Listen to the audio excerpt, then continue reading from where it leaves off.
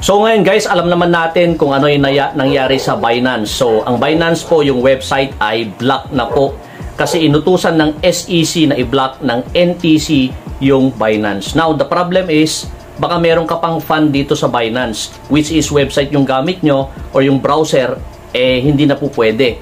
Pero good news naman is yung application is working naman siya 100%.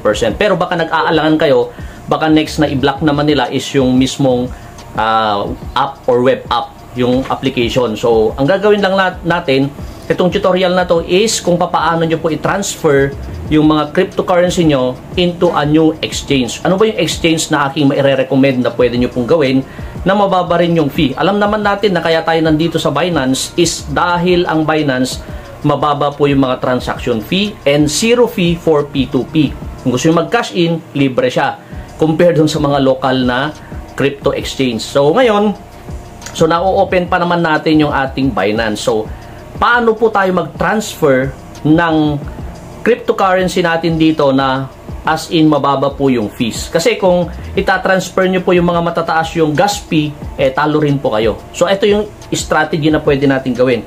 So ano ba yung may re-recommend ko? So pwede kayong pumunta dito sa OKX. So nandito po yung ibang mga cryptocurrency na natin. So ito po yung active natin. So kung wala pa kayong account sa OKX, so meron pong link dyan sa description, click nyo lang po yan at napakadali pong gamitin to. May mga tutorials na rin ako kung paano nyo gagamitin yung spot trade, yung mga copy trading po dito sa OKX. So ito yung recommend ko sa inyo ngayon na exchange na mababa rin yung fee. Decentralized din siya at pwede natin gawin kung ano yung ginagawa natin sa Binance. So, and the good thing guys, napakababa rin po yung fee and yung P2P niya, the same lang sila ni mismong Binance. So, P2P dito, napakadali rin pong sundan. So, marami pong mga sellers na rin dito at marami na rin pong buyers dito sa P2P ng OKX. So, wala na ho tayong alalahanin. So, magagawa pa rin natin kung ano yung ginagawa natin dati sa Binance. So, ngayon, okay, once na nakapag-create na kayo ng account, mag-verify lang po kayo sa account nyo. Okay, and the good thing guys, bibigyan ko kayo ng 20% na discount sa trading fee dito po sa pag ginamit niyo po yung link natin. Nandiyan po sa description. So, ngayon, paano natin i-transfer from Binance? So, halimbawa, may mga mataas kasi yung fee. Halimbawa, yung ano ba yung mga matataas yung fee? So, yung link yata mataas yung fee kasi nasa Ethereum yung exchange niya. So, ngayon, kung ako sa inyo, kung halimbawa, gagamit nyo yung ERC, medyo mahal po yung ERC, Ethereum po yung wallet na yon. Pero kung ang gamit nyo po ay BEP20, mas mura siya kasi yun po ay BNB network.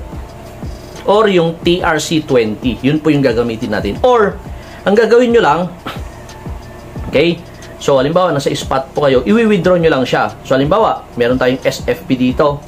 Yan, so, merong mga wallet na hindi po pwede direkta na i-withdraw natin yung SFP or Metis or SHIB.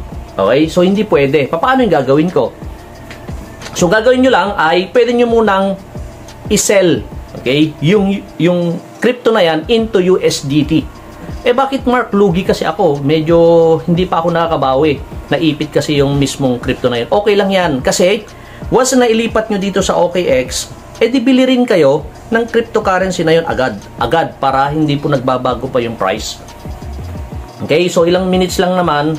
Okay, once na nandito na sa inyong OKX, bumili na rin kayo ng cryptocurrency na yun para hintayin nyo na makabalik ulit yung presyo. Alright, so ganun lang yung kasimple. Kasi may mga nagtatanong sa akin kung paano daw sila mag-transfer. So dapat naka TRC20 or BEP20 para mas mura. Yung BEP20 around parang $1 din. Yung TRC $1 din. Wag lang yung ERC kasi medyo mas mahal, mga 200. Or wag lang Bitcoin. Yung Bitcoin, sinubukan ko na siya, 0.005 BTC. Ang equivalent niya 700 pesos. So ang suggest ko is convert o kaya i-sell nyo muna yung cryptocurrency na yan and then click nyo lang po yung withdraw.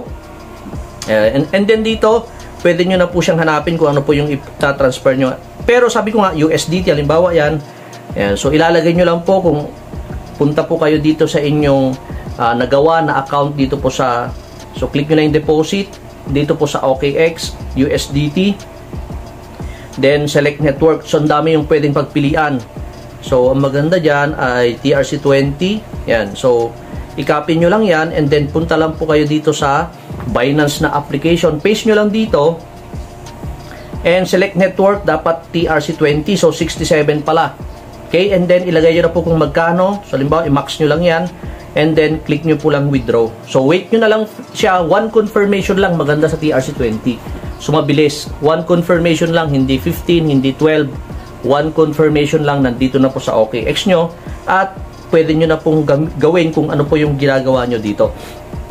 Okay, halimbawa, binili po kayo ng crypto na hindi naman siya agad na nagbabago. Pwede nyo na pong gawin dito po sa mismong OKX. Okay? So, gagawa rin po ako ng mga tutorials kung paano nyo po gamitin yung OKX na platform. Since alam naman natin na halimbawa kayo po ay talaga nag-e-exchange or nagte-trade po kayo ng mga iba't ibang cryptocurrency, pwede po natin gamitin si OKX. Yan po yung aking ginagamit ngayon. So, sana meron po ay natutunan sa short tutorial na to.